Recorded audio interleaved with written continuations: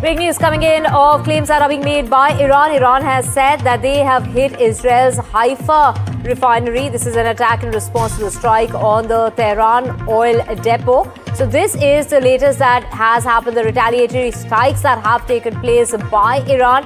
Vishal, my colleague, joining us in order to get us the latest on this. Vishal, Iran, they're claiming that they've hit Israel's Haifa refinery, and this is coming about in response to the attacks that we saw in Tehran. So take us through the details that we have at this point in time, and what does this really mean, particularly for the oil prices that have just sort of recovered in some way this morning?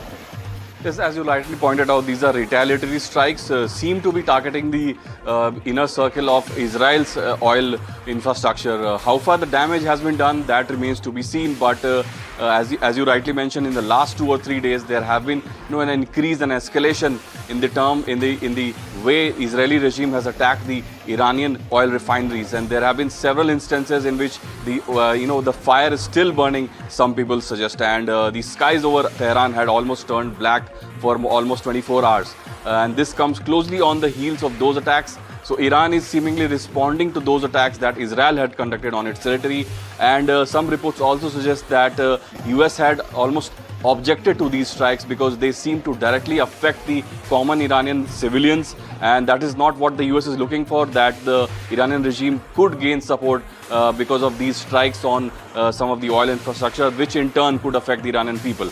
So that's not what the US is looking for at the moment. So there were some differences according to some reports. Officially, nobody has said anything about the differences between US and Israel, but these attacks seem to be escalating as we speak.